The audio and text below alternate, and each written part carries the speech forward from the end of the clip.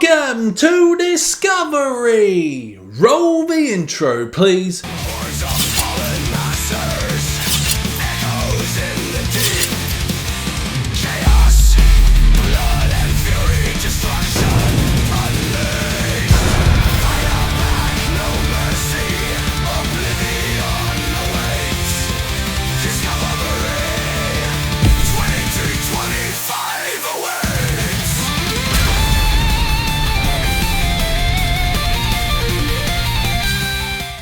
Welcome back to another episode of Discovery. Another one. Can you believe it? January is already over and we're moving into February. This year is flying fucking by. We're doing something a little different this time. From now on, the best metal albums of the month will be featured in the last episode of Discovery each month. I'll be sharing my top 3 albums of the month to shake things up a bit. I think the marquee show fucking Discovery on this channel deserves this fucking spotlight. Today we'll go through a few newly released albums before diving into my top 3 metal albums of the January. Before we start, drop your discoveries in the comments below and let me know your favorite album of the year so far. And let's get started. To kick off Discovery this week, we're heading over to my neck of the woods to Aussie land. Check out an Australian black metal band, Inebriated has unleashed their debut demo 1, released on January 26th through Fomorian Productions. Take a listen.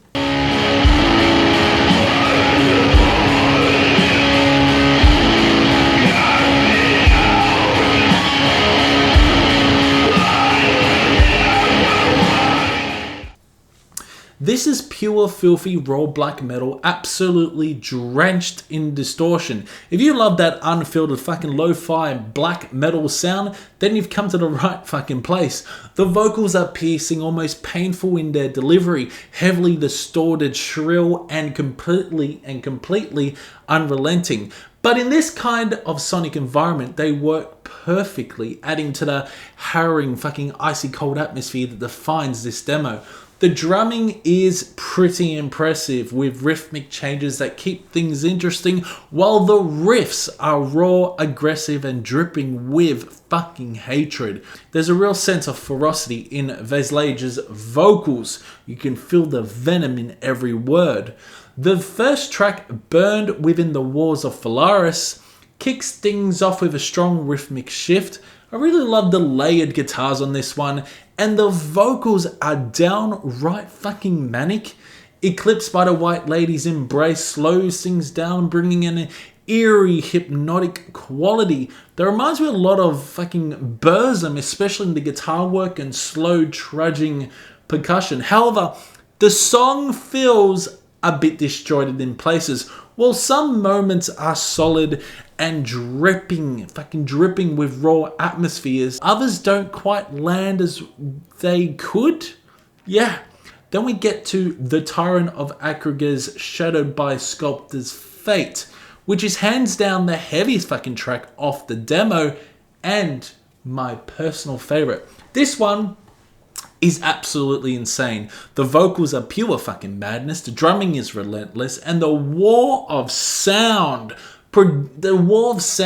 production creates an almost suffocating atmosphere.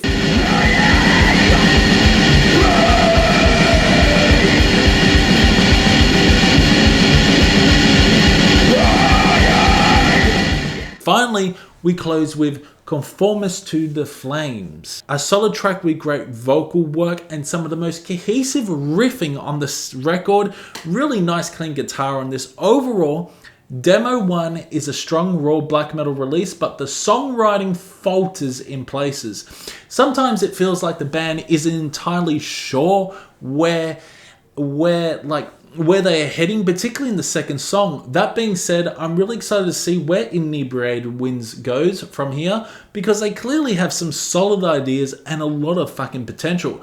Shout out to Maddox Deep Shadows, the mastermind behind Inebriated Winds. He also runs a YouTube channel, Maddox Deep Shadows, where he showcases some great fucking records and great controversial records as well. With that being said, this is a solid debut demo, and I'm scoring it a 70%. It's one of those releases that gets better with each fucking listen, so well done, you cunt. If you are interested in Inebriated Wind's demo, you can purchase it through Fomorian Productions website. Limited copies are available. They are selling very fast.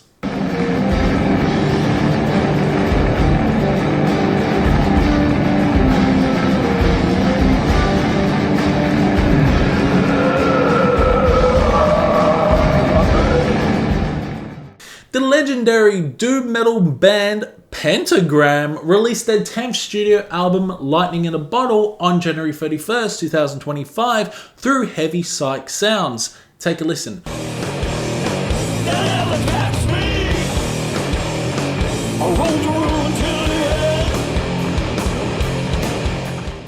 Wow. Bobby Liebling is still going strong, keeping Pentagram alive despite an entire new lineup. He's now the only original member left. Their last album came out a decade ago, and honestly, I never thought I'd be reviewing a new Pentagram album in 2025. Well, here we are. If you're expecting Lightning in the Bottle to recapture the magic of the classics like Relentless, Day of Reckoning, and Be Forewarned, you might be a little disappointed. While this album has its moments, it doesn't quite reach the heights of their most iconic releases. That said, this is still a pretty good album, packed with chunky, fucking groovy riffs, scorching solos, and slow, crushing doom sections. Now, there are flashes of brilliance, particularly in Walk of the Sociopath, which throws us back to the doomy roots of Pentagram's early years. However, some of the songs lack depth, and at times it feels like they're just there rather than making a strong fucking impact. I really wanted this to be one of my favorite albums of the year, but while it's a respectable effort, it doesn't quite reach that level, despite its flaws. I'd still say this album is better than Curious Volume and Last Rites, and definitely stronger than Show 'Em How. It's a fun, enjoyable listen, and Liebling's vocals still hold up surprisingly well, but you can tell he's aging. He can't hit those fucking signature notes like he used to. The album kicks off strong with Live Again, an absolute doom banger filled with thick, sludgy riffs and a classic Pentagram groove.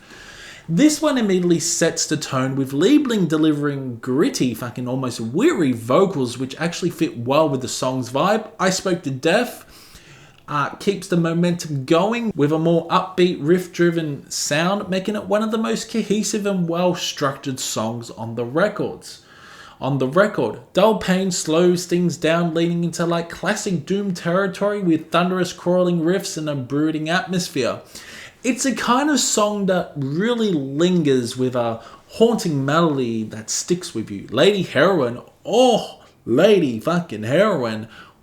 is one of my favorite tracks on the album. It's one of the heaviest songs Pentagram has released in years, with a crushing, almost suffocating intensity. I do love that beautiful soft somber vibe on that song as well. The nice clean guitars and his vocals are so good. The drumming on this track is absolutely thunderous, and the way the song builds and releases tension is masterful.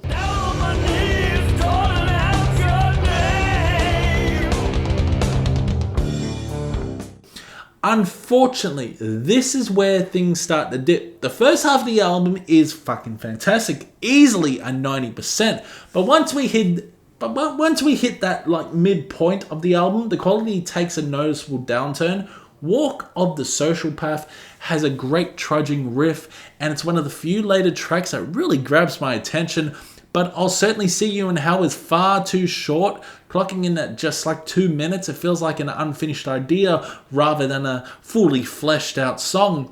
They could have extended it by another 3 minutes and really developed something fucking special. Spread Your Wings is another decent track featuring solid riffs and a killer solo. But there's a big but it doesn't quite pack the same punch as the earlier songs. By this point, the energy starts to fade, and while the tracks remain enjoyable, they don't stand out as much as they should. Then we have the bonus track Start the End, and honestly, this should have been on the main fucking album. It's a total banger. It really is. It's featuring fantastic solos, driving rhythms, and some of the best melodies on the record. If it had been included in the standard track list, wow, it would have helped keep the momentum up. Overall, Lightning in a Bottle is good, but not a great album. If they had maintained the consistencies of the first 5 tracks, this could have been one of their strongest releases in years. Unfortunately, the second half doesn't hit as hard, leaving the album feeling a little unbalanced. I'm scoring Pentagram's Lightning in a Bottle a 70%. It's a solid Doom record, but it falls short of being essential. If you're a long-time Pentagram fan, you'll likely find plenty to enjoy, but it's not quite the comeback album it could have been. So you can purchase Pentagram's new album on CD and vinyl through their Bandcamp store or on your local CD or record websites. It'll be fucking everywhere since it is Pentagram.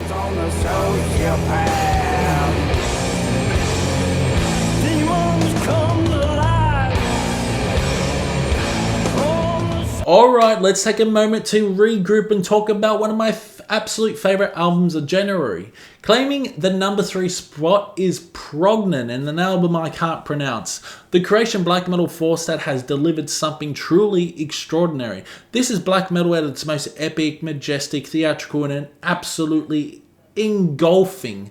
I honestly can't wait for the physical release of this masterpiece. The moment it drops, I'm grabbing a copy without fucking hesitation. The album is pure cinematic grandeur, an immersive journey that unfolds like an ancient saga. The storytelling here is phenomenal, weaving together a narrative so vivid that it feels like you're marching in a battle. The guitar work is nothing short of breathtaking, soaring, triumphant leads clash against icy tremolo riffs, forming a relentless sonic battlefield. And then there are the vocals, absolutely phenomenal. The raw blackened shrieks are filled with agony and triumph. But what really sets this album apart is how many different elements are blended into this fucking chaos. At times, the music swells with a warlike intensity, immersing you in the heat of conflict, while operatic vocals rise like war chants echoing through the ruins of a fallen kingdom. Hauntingly beautiful clean guitar passages break through the storm, offering fleeting moments of serenity before the next onslaught begins. The album even incorporates dialogue, further deepening the storytelling impact, making it feel like you're witnessing a grand epic unfold in real time. Clocking in at around 2 hours, this is no mere collection of songs, it's a full-fledged fucking odyssey. Yet despite its massive runtime, there's never a dull moment. Every track serves as a new chapter, a different battlefield, a new emotional high, or devastating low. From the very first note to the final crescendo, Prognon has crafted an experience that completely absorbs you. Without a doubt, this is one of the finest black metal albums I've heard this month, earning its well-deserved place at number 3. An absolutely stunning piece of work from start to finish. Go check it out.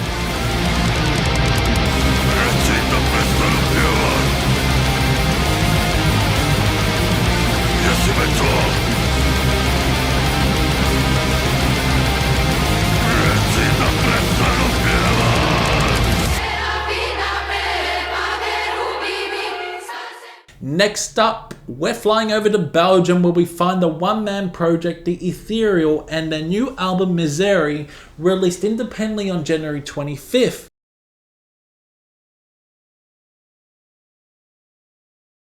If you like very slow, and I mean very slow, funeral doom, then this might be right up your ass. However, this album is definitely not for everyone. It's a slow-burning, melancholic, and deeply atmospheric experience that demands patience, running at around 70 minutes, with each track averaging 13 to 16 minutes. It's a drawn-out, immersive journey into despair.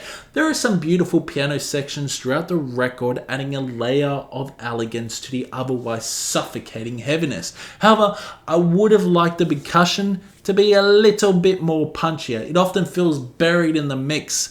The guitars are incredibly distorted and sit very high to the point where the sheer level of fuzz makes it difficult to pick out the chord progressions, though they are faintly present. The vocals are deep, guttural, and even fucking cavernous, sitting low in the mix, but still audible enough to carry that Funeral Doom weight. I must warn you, this is an album. This is an album that moves at a glacial pace, like if the glaciers were melting. Many listeners might find it too sluggish, but for those who enjoy long droning and suffocatingly slow doom, it could be a pretty good experience. One of the strongest moments is Miserere 2, where the gorgeous piano work intertwines with the, slow droning guitars, creating a bleak but hypnotic atmosphere. Dirge is another standout, one of the heaviest tracks on the album, with the guitars being the most prominent in the mix. Blessed and leans further into the atmospheric side of Doom, and I found it a little more engaging than Dirge. Legend has a slightly more upbeat structure, but by upbeat, I mean it's still as slow as a snail in fucking stuck in honey or even molasses, We're talking slow. However, the percussion is more noticeable here, along with some well-executed piano and keyboard arrangements. Why Are There Stars? The song is somber, melancholic, featuring some of the album's most haunting melodies. The mastermind behind the Ethereal, Van Corter, I think, performs everything on this record, and considering this is a one-man effort, he does an admirable job. Interestingly, the last album from the Ethereal was released way back in 2005, making this their first release in 20 years. While it's commendable that they've returned after such a long hiatus, the production holds this album back. A clearer mix, less distortion on the guitars, and a more balanced, punchy sound, especially for the drums, would have elevated it significantly, in my opinion. With that in mind, I'm scoring Miserere 65%. It's a good Funeral Doom album, but not a great one. With a better production and more refined mix, this could have been something truly special. If you are interested in this slow trudging Funeral Doom album, you can only buy the digital version on their Bandcamp for now. We're deploying straight into Canada now to witness the sonic devastation unleashed by Revenge. The blackened war metal legends has returned with their 7th studio album, Violation.Strife.Abominate, released January 31st through Season of Mist. Take a listen.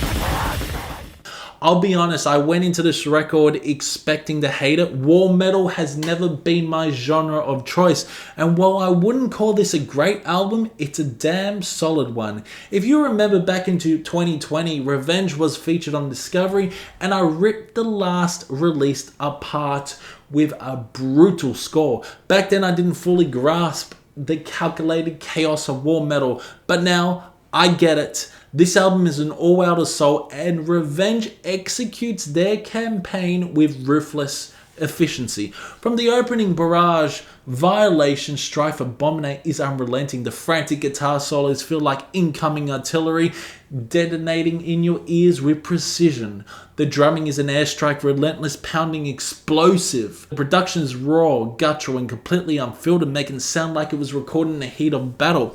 James Reed, the warlord behind Revenge, orchestrates an onslaught ready to annihilate the senses. Tracks like Violation Unit and Treason Disrupt unleash doom-laden guitars that collapse into frantic war metal devastation. It's sonic trench warfare, and Revenge thrives in chaos. The guitar work is a major standout. Crushing doom-infused riffs collide headfirst with blackened thrash and death metal sections like a tank rolling through enemy lines. Swine Tumult executes this perfectly, shifting from a slow, ominous build-up into a full-fledged war metal barrage.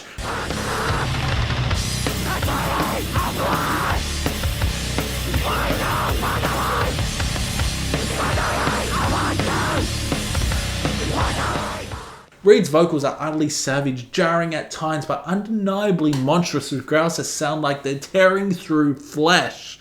Then there's Violation Unit, a track I just fucking mentioned before, but A track guaranteed to get you moving, if not headbanging, then at least preparing for a battle. Shockwave Iconoclast hits like you're standing in front of a firing squad, while Last Resort delivers another hard-hitting bombardment. Every listen strengthens the album's impact like repeated waves of destruction, eroding or resistance. Final verdict, Revenge has crafted a war metal blitzkrieg that demands attention. I'm giving Violation.Strife.Abominate a solid 80%. I don't know what's happening to me, but I actually enjoyed this auditory bloodbath. The production is unpolished in the best way, the violence is palpable, and the sheer force of this record is undeniable.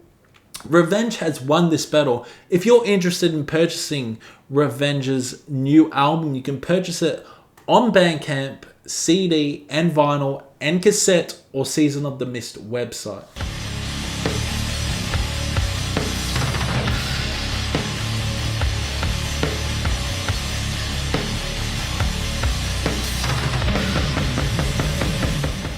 Now let's get back to the best metal albums of January. Coming in at number 2 is the Great Old Ones with their latest album, Kadaf.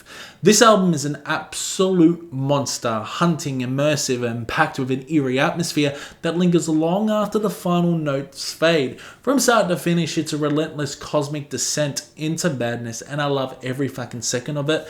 There are so many incredible moments on this album, with riffs that feel both crushing and hypnotic, alongside melodic hooks that pull you deeper into its H.P. Lovecraftian abyss. You, Me, The Dreamer is a standout, a track that thrives on sheer atmosphere. The vocals are manic, almost ritualistic, while the groove-laden guitar riffs add a strange, mesmerizing quality that makes the song even more intriguing. Then there's Under the Sign of Cough, an absolute beast of a track, heavy, menacing, utterly consuming. It drags you into the void of its towering soundscapes and thick layers of atmosphere. But the real journey begins with Lang, a 14-minute instrumental odyssey that showcases the Great Old Ones at their most climatic. The melodies here are breathtaking, shifting between eerie and transcendent, building towards something truly otherworldly, and then comes the closer, Astral Void. Holy shit. This track is cosmic fucking horror in a sonic form, an overwhelming wall of sound that feels like you're staring into the abyss and realizing it's staring back. It's a perfect way to end an album that feels like a descent into the unknown, and it solidifies Kadaf as a truly fantastic record. This is why the Great Old Ones have landed firmly at number 2 on my best metal albums of January. It's an album that demands to be experienced, and if you haven't heard it yet, get on it. Fucking ride it.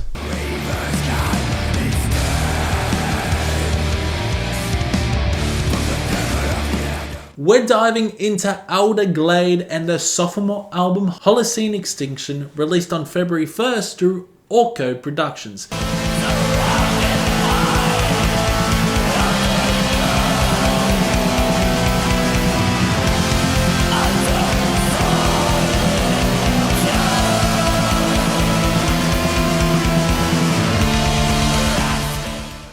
This is some fantastic mystical black metal. Every track is absolutely stellar. The album runs close to an hour, but honestly doesn't feel that long when you're listening. From start to finish, Alder Glade transports you into another fucking world, weaving beautiful soundscapes, layered atmospheres, and grandiose compositions that make you want to hit repeat as soon as it ends. I believe this is a one-man band project, and he handles everything: guitars, drums, keyboards, and vocals. The musicianship is remarkable, and the songwriting is top tier. On my first listen, I was completely blown away by the sweeping melodies, intricate progressions, and phenomenal guitar work. The vocals are absolutely fantastic.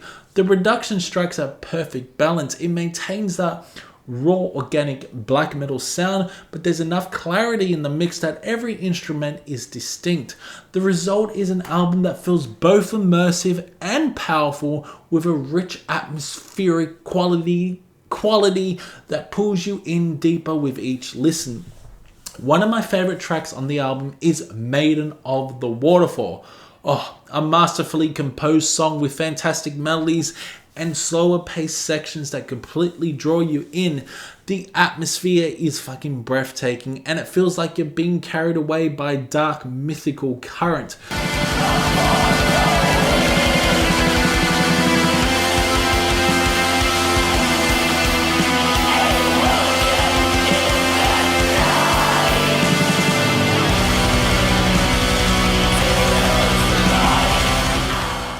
Subterranean Lake Dweller is another standout, a melodic song with fantastic chord progressions and vocals that are hauntingly gripping. The drumming is exceptional on this, with frantic blast beats leading into thunderous percussion, all accompanied by an infectious melody.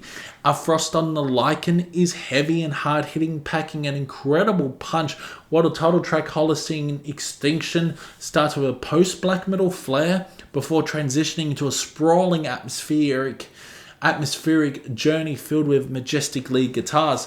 Three-Legged Wolf is just fucking epic. The raw energy in the vocals, piercing lead guitar, and intense drumming make it feel like you're marching into battle, ready to fucking attack.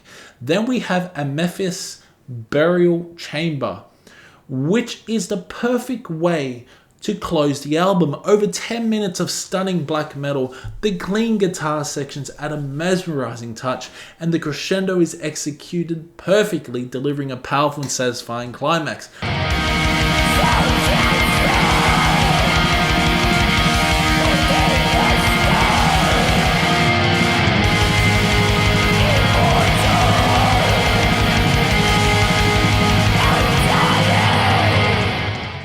This album is a hybrid of epic and atmospheric black metal, and I absolutely love it. It never drags, and in fact I found myself wishing it were longer because I was enjoying it so fucking much.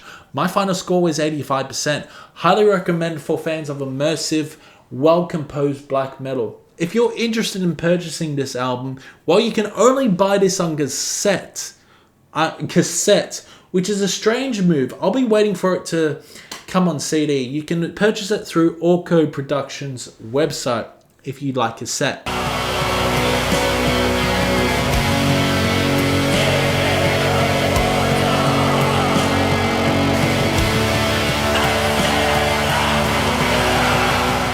Finally, let's return to my favorite metal album of the January, the one that completely captivated me from the first listen. At number 1 is none other than Patriarch and their stunning album Prophet-Ilia. This record is nothing short of majestic, epic, and utterly transcendent. From the very first moment, it pulls you into an ancient world, one steeped in mysticism, grandeur, and haunting beauty. I already have this on CD, and let me tell you, it's a fucking experience. Oh, look at that album cover. It is so good. It only grows on you in power. Every track on this album is warranted, each serving as a crucial piece of unfolding saga. The third track is particularly impossible to forget. It's hypnotic, while with chanting vocals that both feel sacred and ominous, echoing like voices carry through the halls of a ruined cathedral. It's a kind of melody that burrows into your mind and lingers there long after the album ends. The black metal vocals are absolutely scorching, cutting through the dense atmosphere like a blade through fog. But what truly sets Prophet-Ilia apart is its masterful use of instrumentations, the flutes, the harps, the fucking orchestras, and every other folk-infused element they weave into the soundscape. It all feels so fucking organic, so richly textured, as if each note was carved from the very bones of history itself. The contrast between these delicate, ethereal moments and the raw intensity of the black metal sections makes it something truly amazing. From start to finish, Prophet-Ilia is a breathtaking journey, equal parts spiritual awakening and warlike. It's a monument of an album that, oh god, I fucking love that album cover. It's it's my favorite album of the month. It has to be. Do yourself a favor and dive into this masterpiece. My god, what an incredible album.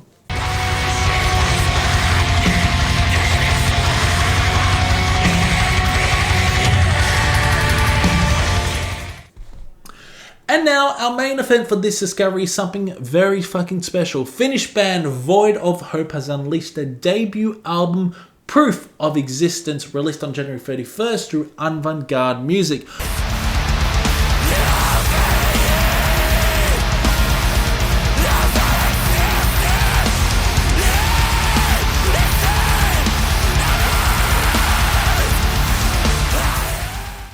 Whoa, what can I say about this one? It's absolutely brilliant from start to finish. The real standout on this record are the vocals, piercing, tortured, and utterly harrowing. They sound like a hybrid of something out of Silencer or even Bethlehem, and the overall musical approach reminds you of something out of like Shining, something that Shining might do at their most bleak and despairing. This is a terrific misanthropic black metal. I'm not going to say the other word. And I was hooked from the very first track. What an incredible way to close off the album, close off the month. An absolute monster of an album. Every song feels necessary. Nothing is filler. The atmosphere is thick with dread, yet laid with a sense of mournful beauty. The drums are thunderous, hitting like a barrage of artillery fire, and the use of keyboards throughout the record adds an extra depth, giving the music an haunting, ethereal quality. There are somber, melancholic passages that lull you into a false sense of security before transitioning into moments so intense they feel like they could rip a new asshole in your fabric of existence. The way the songs move between suffocating bleakness and all-out sonic assault is breathtaking. The moment I heard the opening track, Gift of Life, I was floored. It immediately reminded me of Natrum from Silencer. His anguished screams and tormented shrieks sent chills down my fucking spine, a haunting echo of like death pierced me. But the versatility in the vocals is another highlight. There are also traditional black metal vocal styles throughout, adding even more variety and impact. Tracks like Proof of Existence and the 10-minute behemoth, the Hollow Hymn, showcase this dynamic range perfectly. The latter start to a beautiful, almost hypnotic clean guitar intro, which then erupts into one of the heaviest moments I've heard in black metal all year. Holy shit. Just sheer unrelenting chaos.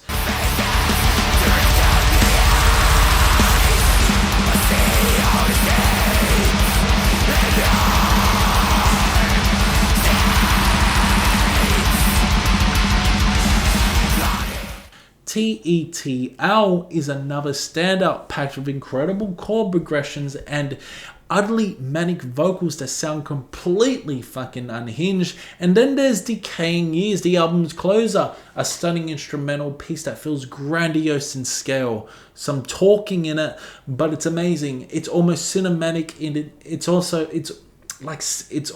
cinematic in its execution. It's a kind of track that makes you stop and reflect on everything, a moment of eerie serenity after devastation that came before.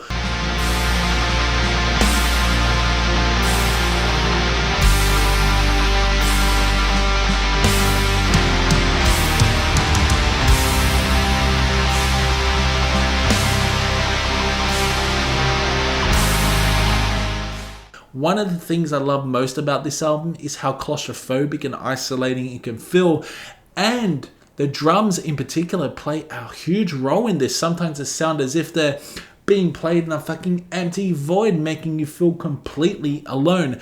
Other times they crash down like a suffocating wall of sound, as if you're trapped inside a coffin with the weight of the world crushing down on you. It's dark, misanthropic, black metal. It's DSPM, yet there's a hint of light at the end, a flicker of something beyond the abyss. I'm tempted to score this a 95%, but I'm going to score this a 90% for now because I really love this album. But looking back, there are a couple of issues. Being really nitpicky here, one thing that slightly took me out of the experience was the vocal effect on Hollow Hymn.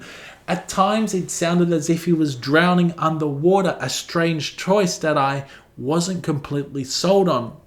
However, that's a minor gripe in the grand scheme of things.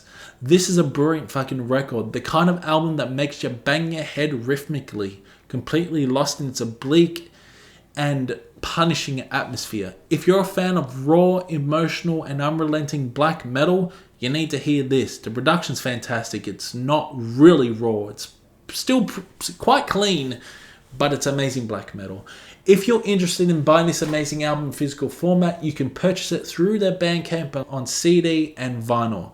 I've already got it. Void of Hope, Proof of Existence might be my favorite album. I'm sorry, Patriarch, but I've heard Patriarch so many times, and at the moment Patriarch is still my favorite album of the month. But yeah, Void of Hope could possibly be one of my favorite albums. Well, could be my album of the year already.